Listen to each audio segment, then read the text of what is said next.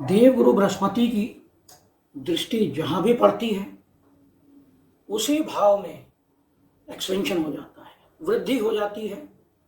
वही भाव शुभ परिणाम देने लगता है।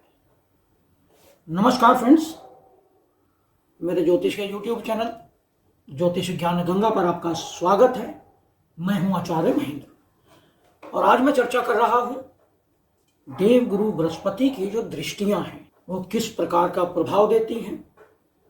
कहीं आपकी कुंडली में नवम भाव पर तो दृष्टि नहीं पड़ रही, अगर है तो निश्चित रूप से आपका भाग्य आपका साथ देने वाला है। चर्चा शुरू करने से पहले आपसे अनुरोध है कि मेरे इस ज्योतिष के YouTube चैनल को आप सब्सक्राइब करें, नोटिफिकेशन बेल को अवश्य दबाएं, जिससे आने वाले सभी वीडियो आपको मिलते रहें। यह कहा जाता है ज्योतिष में कि बृहस्पति की दृष्टि जहां भी पड़ती है शुभ परिणाम लेकर आती है और बृहस्पति को अक्सर गुरु की संज्ञा दी गई है। बृहस्पति ज्ञान, विस्तार, विकास, परोपकार, इन सभी गुणों का प्रतीक है, धर्म का प्रतीक है, बौद्धिक क्षमता का प्रतीक है। और हमेशा बृहस्पति की जो दृष्टि है वो लाभकारी होती है। बृहस्पति बुद्धि, ज्ञान और उच्च शिक्षा को कंट्रोल करता है। यदि आपकी कुंडली में देवगुरु बृहस्पति बलवान है, शुभ भावों पर इसकी दृष्टि है, तो निश्चित रूप से आपकी बुद्धि तीक्ष्ण है, ज्ञान आपका भरपूर है।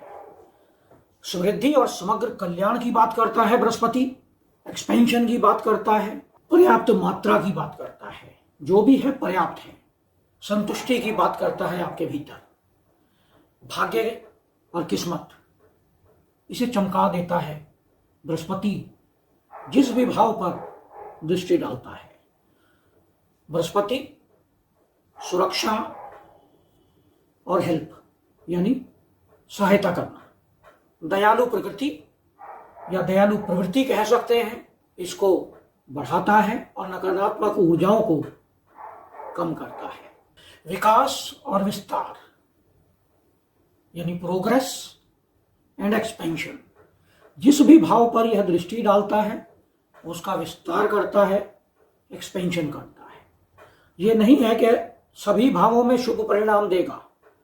बृहस्पति का काम है एक्सपेंशन करना, बढ़ाना, विस्तार करना। यदि बृहस्पति पंचम भाव पर दृष्टि डालता है तो बुद्धि का विकास करता है। बृहस्पति छठे भाव पर दृष्टि डालता है तो बीमारियों को बढ़ाता है। बृहस्पति ने उस भाव के जो भी कारक तत्व हैं उनको बढ़ाना है। तो इसलिए आप अपनी कुंडली में देखें कि आपकी कुंडली में बृहस्पति कौन से भाव को देख रहे हैं। बृहस्पति की 3 दृष्टियां होती हैं। एक तो जहां बैठता है वह तो भाव है ही, वहां बैठकर बृहस्पति 5वें घर को, 7वें घर को और 9वें घर को देखता है। 5वां घर यानी क्रिएटिविटी, आपकी रचनात्मकता, उस भाव से संबंधित आपका ज्ञान कैसा है, संतान, शिक्षा, बौद्धिक खोज और बच्चों के साथ आपका घुल मिल जाना, यह पंचम दृष्टि दिखाती है। 7वीं दृष्टि जिस भी भाव पर पड़ती हो उस भाव से साझेदारी, आपका फोकस यानी आप केंद्रित होते हैं उस भाव से संबंधित जो भी कारकत्व हैं, विवाह है, आपका जनसंपर्क है, रेगुलर इनकम है, उस भाव से संबंधित। यदि बृहस्पति आपके 9वें भाव को 7वीं दृष्टि दे रहा है तो 9वां भाव आपके लिए तो आपका भाग्य है, लेकिन आपके छोटे भाई के लिए उसकी पत्नी है, यानी उसकी पत्नी ज्ञान उसमें भरपूर होगा, बुद्धिमान होगी, मिलजुल कर रहने वाली होगी। तो 7वां भाव हमारा रेगुलर इनकम का भी है, जनसंपर्क का भी है। तो आप सोसाइटी में मिलजुल कर रहते हैं, सोसाइटी में अच्छे संबंध बनाते हैं। और जिस भी भाव पर बृहस्पति की 9वीं दृष्टि पड़ती है उस भाव से संबंधित उच्च शिक्षा, जैसे छठे भाव पर 9वीं दृष्टि पड़ रही है बृहस्पति की, तो इसका अर्थ है आप मेडिकल फील्ड में, लॉ में उच्च शिक्षा प्राप्त कर सकते हैं, दार्शनिक खोज कर सकते हैं, आध्यात्म की ओर जा सकते हैं, लाभकारी अनुभव की ओर बढ़ सकते हैं। बृहस्पति की जो दृष्टि है आमतौर पर लाभकारी प्रवृत्ति लेकर आती है। सकारात्मक और सौभाग्य को बढ़ाने वाली होती है। जो आपके सात्विक गुण हैं उनकी वृद्धि करती है। सात्विक गुण उस घर से संबंधित जहां बृहस्पति की दृष्टियां पड़ रही है, जो सद्भाव और संतुलन और धार्मिकता, इन चीजों को बैलेंस करती है बृहस्पति की दृष्टि। बृहस्पति धर्म का कारक है, तो यदि आपके नवम भाव पर दृष्टि पड़ रही है तो आप धर्म की ओर अग्रसर होंगे।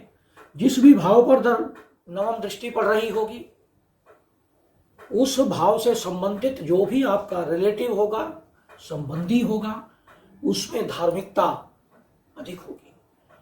बृहस्पति यदि लगन को दृष्टि देता है तो व्यक्ति का स्वास्थ्य, उसका जीवन के प्रति जो दृष्टिकोण है वो पॉजिटिव होता है, आशावादी होता है, व्यक्ति ऑप्टिमिस्ट होता है, आत्मविश्वास से भरपूर होता है और ज्ञान की खोज में निरंतर लगा रहता है। यदि चतुर्थ भाव पर दृष्टि पड़ रही है तो व्यक्ति ग्रस्त जीवन में भावनात्मक कल्याण के लिए और परिवार से संबंधों के लिए उत्सुक रहता है। सुख सुविधाओं में वृद्धि होती है।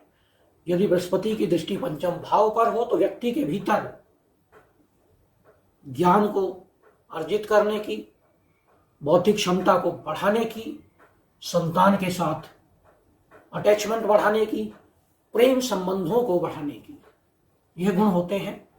ऐसे लोग सट्टा बाजार में भी अच्छा पैसा अर्जित करते हैं। यदि बृहस्पति नवम भाव को देख रहा हो तो व्यक्ति का भाग्य, उसके भीतर आध्यात्मिकता, गुरुओं के साथ संबंध, पिता के साथ संबंध, उच्च शिक्षा, तीर्थ यात्राएं, लंबी यात्राएं और विदेश यात्राएं, ये सब उस व्यक्ति को आसानी से प्राप्त होती हैं। बृहस्पति का अगर 11वें भाव पर प्रभाव हो तो व्यक्ति के भीतर इच्छाओं को प्राप्त करने की या इच्छाओं को पूर्ण करने की प्रबल कैपेबिलिटी होती है। वह अपनी इच्छाओं को बहुत इजीली पूर्ण कर लेता है। ऐसे लोगों को फाइनेंशियल गेन्स, धन का लाभ बहुत आसानी से होता है।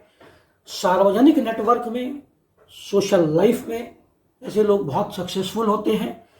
दोस्तों और मित्रों के साथ मिलकर रहते हैं और इनसे इन्हें लाभ मिलता है।